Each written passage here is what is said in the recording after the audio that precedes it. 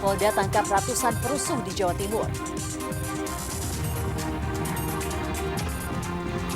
Gubernur Khofifah dan warga gelar doa bersama masyarakat. Dinas Kesehatan Jember temukan 36 kasus campak.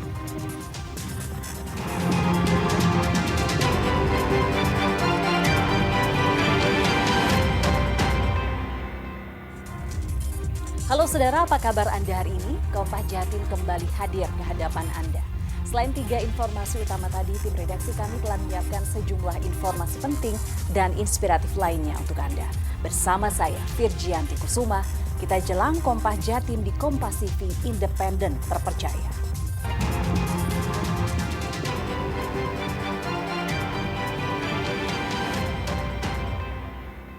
Kita awali Kompas Jatim dengan berita dari Malang. Saudara Satpol PP Kota Malang dibantu warga menangkap seorang pemuda yang diduga menjadi provokator dalam demo.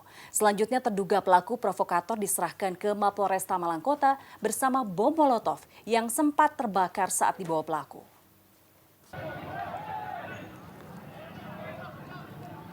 Satu dari 3 pemuda terduga provokator ditangkap Satpol PP Kota Malang dibantu warga. Pemuda ini ditangkap saat melintas di sekitar kantor DPRD Kota Malang dengan membawa botol mineral berisi bensin yang sempat jatuh dan terbakar.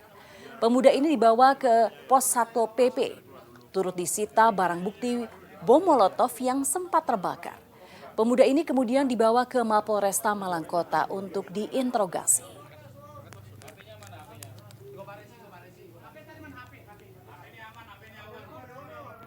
Ya, barusan di depan kantor DPRD ada satu anak yang terduga membawa bom molotov ya. Tadi kronologinya ditemukan oleh masyarakat dan teman-teman yang berjaga. Kemudian ada 3 orang, yang 2 lari tadi hampir sempat kena amukan massa karena pada dasarnya masyarakat di sini menjaga Kota Malang. Tapi tadi sudah diamankan yang bersangkutan dan ada bukti botol yang berisi bensin ya, pertalite, dan ketika ditanya yang bersangkutan tidak bisa. Pasca aksi anarkistis selama 2 hari di 6 kabupaten dan kota di Jawa Timur, Polda Jatim menangkap ratusan orang. Sebagian besar merupakan pelaku perusakan dan pembakaran fasilitas umum, termasuk Gedung Negara Gerahadi dan Mapolsek Tegalsari, Surabaya. Menurut data Polda Jawa Timur menangkap 580 orang pasca aksi anarkistis yang terjadi pada 29 dan 30 Agustus lalu. Mereka ditangkap di 6 wilayah yaitu Surabaya, Malang Kota, dan Kabupaten Malang Kota dan Kabupaten Kediri, serta Sidoarjo. Dari hasil penyelidikan, pelaku yang terbukti melakukan perusakan dan pembakaran akan dijerat pasal tentang perusakan fasilitas dan aset negara dengan ancaman hukuman 5 tahun penjara. Hingga kini Polda Jawa Timur juga telah melakukan patroli gabungan skala besar untuk memastikan kondisi keamanan dan ketertiban masyarakat di Jawa Timur telah berangsur kondusif. Polda Jawa Timur dan Polres jajaran telah mengamankan 580 orang, di mana 89 orang diproses hukum, 12 orang proses pemeriksaan, sedangkan sebanyak 479 orang telah dipulangkan, diserahkan ke keluarganya, ataupun melalui LBH Surabaya. Gubernur Jawa Timur Khofifah Indar Parawansa dan berbagai elemen masyarakat menggelar doa bersama di halaman Mapolda Jawa Timur. Kegiatan ini untuk mendoakan agar Jawa Timur aman, damai, dan kondusif pasca aksi anarkistis. Apel dan doa bersama ini dihadiri dari berbagai kelompok masyarakat, Forum Komunikasi Pimpinan Daerah Forkopimda Jawa Timur. Dalam kegiatan ini dipanjatkan doa bagi para korban meninggal dunia saat demo dan para aparat yang terluka saat mengamankan aksi massa. Doa juga dipanjatkan agar Jawa Timur tetap aman, kondusif dan terhindar dari kerusuhan di masa mendatang. Menurut Gubernur Jawa Timur Khofifah Indar Parawansa, doa bersama ini wujud empati atas peristiwa anarkistis saat terjadi demo. Sementara itu, Kapolda Jatim Irjen Nanang Afianto meminta masyarakat untuk tidak melakukan tindakan anarkistis. Laksanakan apel dan doa bersama. Potensi masyarakat Jawa Timur luar biasa dan komitmen untuk terus bisa menjaga Jawa Timur aman kondusif ini kita ingin kembali menguatkan, merakit, bergandengan tangan, memastikan bahwa seluruh TNI, Polri, pemerintah, masyarakat, elemen-elemen strategis semua bersatu padu ingin menjaga Jawa Timur aman dan kondusif. Kalau memang hal itu terjadi lagi, kami sudah komitmen untuk melaksanakan kegiatan pengamanan masyarakat, melindungi masyarakat, jiwa, harta benda, dan segala kegiatan terhadap hal-hal yang bersifat anarkis secara tegas dan terukur. Itu sudah kami perintahkan ke semua jajaran. Forkopimda Kabupaten Madiun bersama pengemudi ojek online menggelar doa bersama untuk negeri. Dalam kegiatan ini juga diserukan ajakan untuk tidak terprovokasi dan menjaga kondusivitas Kabupaten Madiun. Forkopimda Kabupaten Madiun bersama pengemudi ojek online menggelar doa bersama. Kegiatan ini turut dihadiri komunitas Asparagus atau Aspirasi Paragus Madiun. Dalam kegiatan ini mereka berdoa untuk keselamatan bangsa Indonesia dan mendoakan almarhum Afan Kurniawan, pengemudi ojek online yang meninggal dunia saat terjadi demo di Jakarta. Perwakilan pengemudi ojek online mengapresiasi kegiatan yang digelar Forkopimda Kabupaten Madiun ini. Dari driver online Kabupaten Madiun mengucapkan terima kasih banyak kepada Pak Bupati dan jajarannya yang telah mengundang kita, teman-teman ojol, untuk melaksanakan doa bersama, memberikan doa kepada saudara kita Afan Kurniawan. Harapannya kami mudah-mudahan ke depannya pemerintahan Kabupaten Madiun lebih memperhatikan kesejahteraan teman-teman driver online di Kabupaten Madiun. Bupati Madiun menegaskan pentingnya peran masyarakat di dalam menjaga kondusivitas. Masyarakat juga diingatkan untuk tidak terprovokasi isu-isu negatif maupun hoax di media sosial. Kami sekali lagi tetap jangan sampai terprovokasi. Oke, kita selalu komunikasi, ya. Kekerasan itu bukan satu solusi.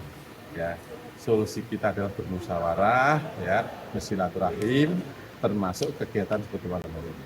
Ya, sekali lagi bahwa kekerasan bukan solusi. Oke, kita harus selalu berkoordinasi, mudah-mudahan bisa tercipta kondisi yang kondusif.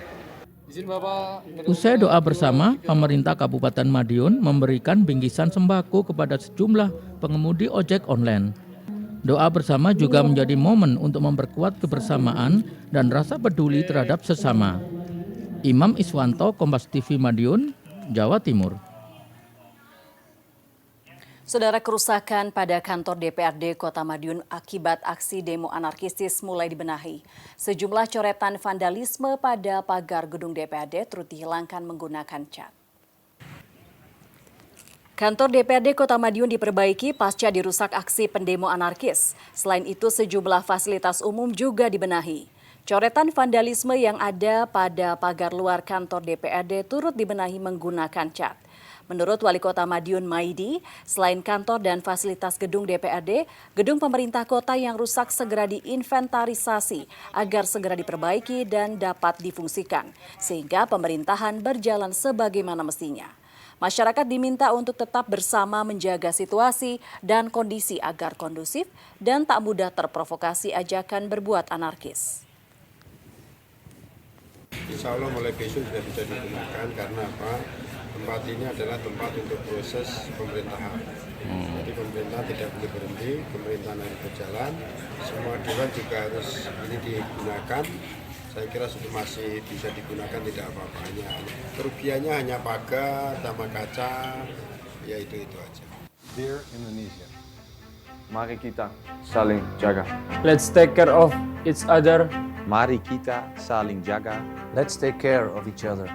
Let's take care of each other. Mari kita saling jaga. Mari kita saling jaga. Let's take care of each other. Let's take care Indonesia. Let's take care Indonesia. Let's take care Indonesia. Mari kita jaga Indonesia. Mari kita jaga Indonesia. Let's take care Indonesia. Mari kita jaga Indonesia. Let's take care Indonesia. Mari kita jaga Indonesia. Mari kita jaga Indonesia. Terima kasih.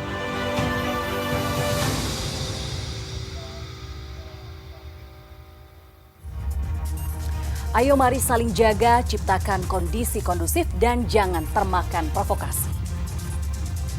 Usai jeda berikut, saudara, kami akan menghadirkan informasi mengenai Dinas Kesehatan Jember temukan 36 kasus campak. Nantikan informasi selengkapnya usai jeda berikut ini. Tetaplah bersama kami di Kompas Jati.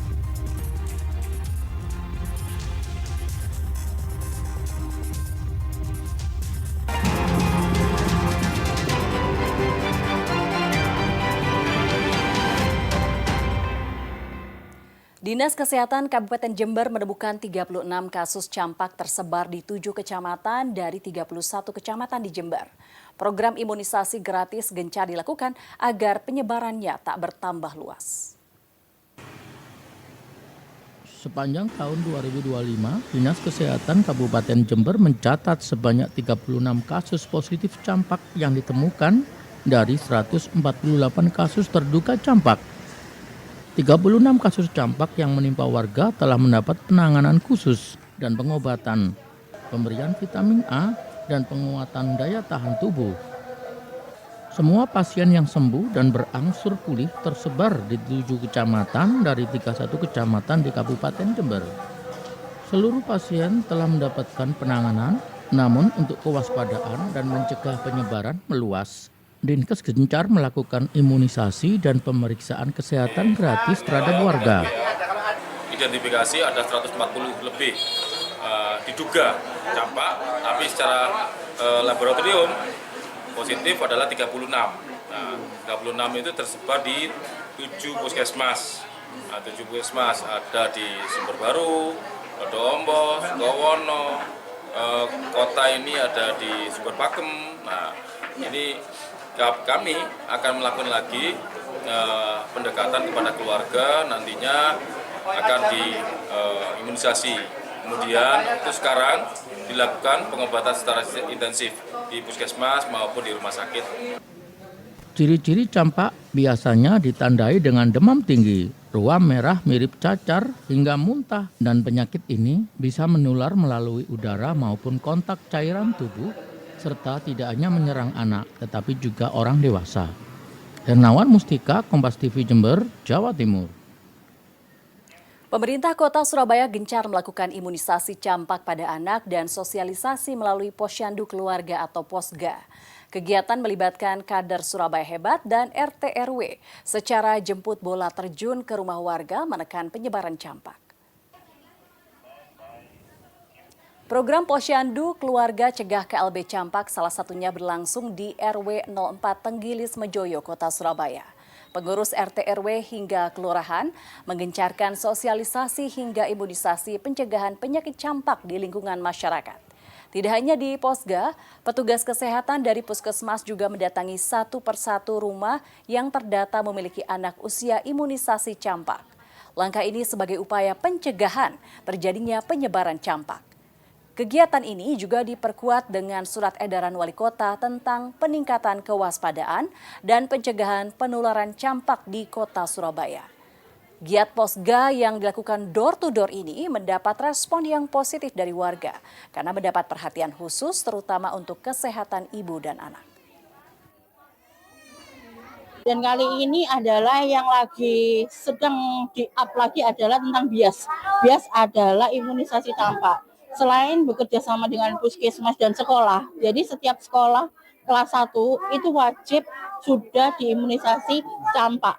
Dan sekarang setelah di sekolah-sekolah menyasar ke Posga dan juga kita akan turun sweeping door to door, Mas.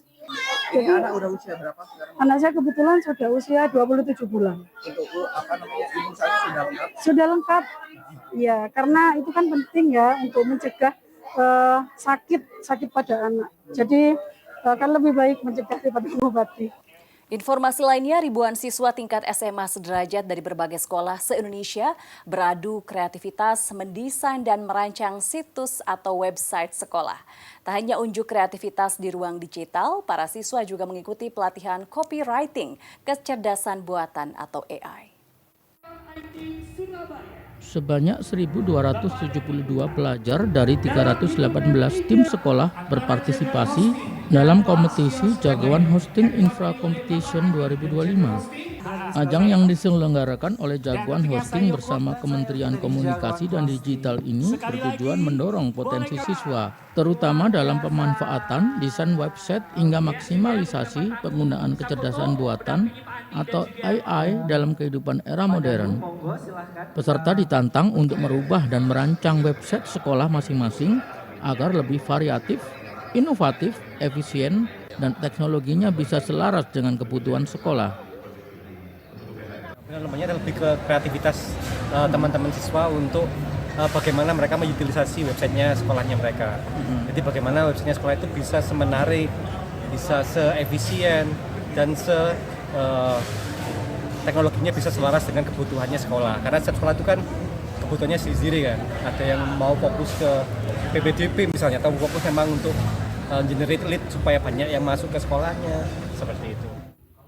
Kompetisi ini digelar selama 3 bulan ke depan secara daring dan luring.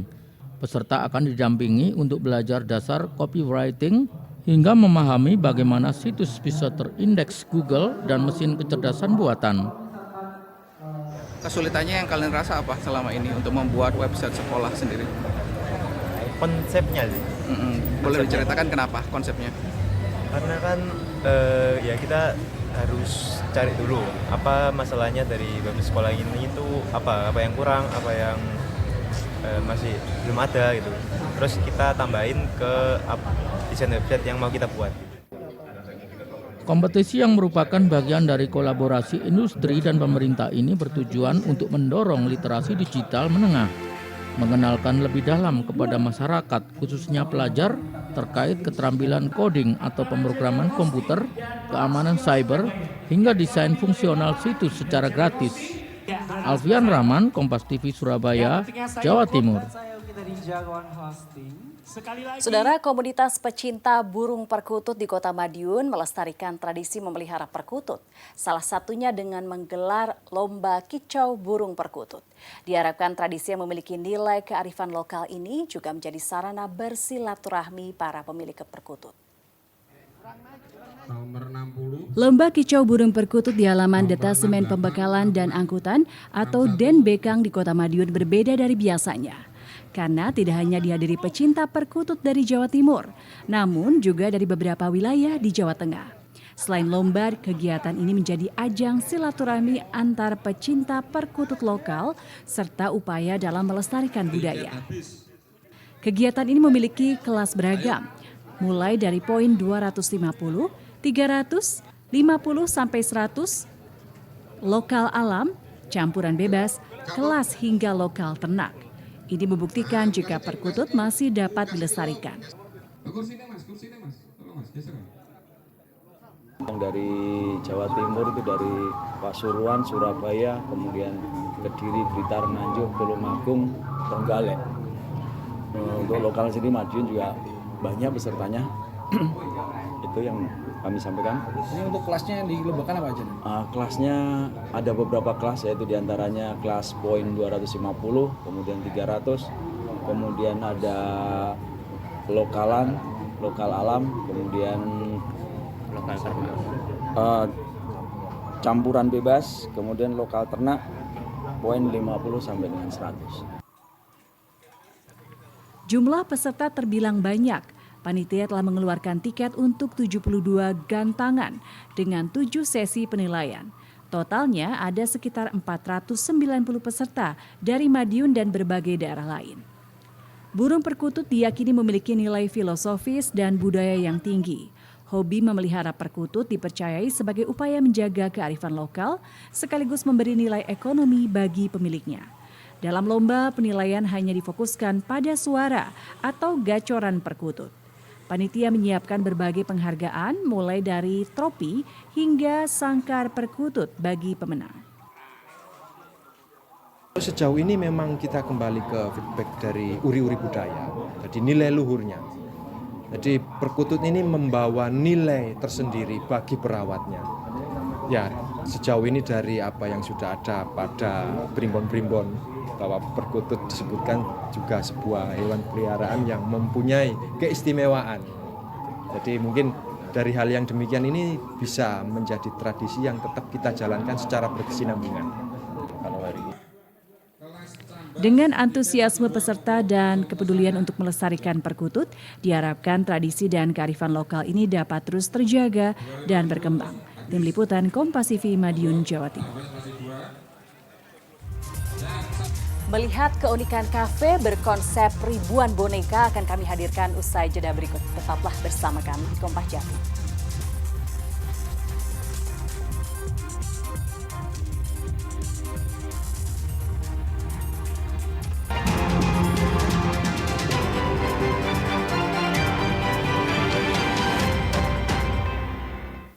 Berbagai cara dilakukan pemilik kafe untuk menarik banyak pengunjung. Di Kota Malang ada sebuah kafe dengan pajangan ribuan boneka yang bisa menemani pengunjung bermain dan berfoto sambil menikmati sajian menu makan dan minum. Dan informasi ini sekaligus menutup jumpa kita di Kompas Jatim hari ini. Jangan lupa saudara untuk menyaksikan live streaming kami di kompas.tv dan channel YouTube Kompas TV Jawa Timur. Kompas TV independen terpercaya. Saya Virgianti Kusuma, sampai jumpa. Terletak di Jalan Bunga Kecilung, Lawokwaru, Kota Malang, Kafe Golean dalam bahasa Jawa yang berarti boneka berkonsep unik. Begitu masuk ke dalam, Anda akan disambut dengan ribuan boneka. Ya, boneka-boneka ini memang sengaja dipajang oleh sang pemilik, Luciana Febriana. Lucy menceritakan kecintaannya pada boneka sejak ia masih kecil. Namun, hobi tersebut sempat tertunda karena boneka koleksinya banyak yang hilang. Baru pada 9 tahun terakhir, Lucy mulai membangkitkan lagi hobi masa kecilnya mengoleksi boneka. Beragam boneka ia koleksi, tak hanya dari dalam negeri tapi juga dari luar negeri. Uniknya lagi, sebagian besar boneka miliknya memiliki nama. Keinginan Lucy membuka kafe ini sejak 2 tahun lalu sepeninggal suaminya. Boneka yang awalnya hanya ia nikmati sendiri, kini ia pajang agar pengunjung kafe juga bisa bermain dengan boneka yang harganya bisa mencapai 30 juta rupiah. Awalnya sih koleksi aja, koleksi pribadi. Jadi saya sendiri yang menikmati kayak gitu. Terus 2 tahun yang lalu suami meninggal, saya ya punya ide untuk buka kafe ini dengan memanfaatkan koleksi saya. Jadi supaya nggak cuma saya aja yang menikmati, tapi juga orang lain boleh. Konsep yang unik inilah yang membuat kafe ini tak pernah sepi pengunjung. Resi, salah satunya pengunjung yang juga memiliki kecintaan pada boneka ini, kerap menjadikan kafe boneka ini tempat bersantai. Dan boneka yang menjadi favoritnya adalah Samantha. Ini terus ada itu yang bayi itu, sama ada di bawah juga, sama ada di atas ini. Kenapa sih kok sering banget kesini, kenapa? Soalnya suka boneka dari kecil, tapi bonekaku cuma sedikit. Terus waktu besar, lucu ya banyak boneka di sini. Meski baru 2 tahun, kafe ini nampaknya cukup banyak peminatnya. Sang pemilik pun berencana memperluas kafe agar lebih banyak menampung para pecinta boneka. Didi Prasetyo, Kompas TV Malang, Jawa Timur.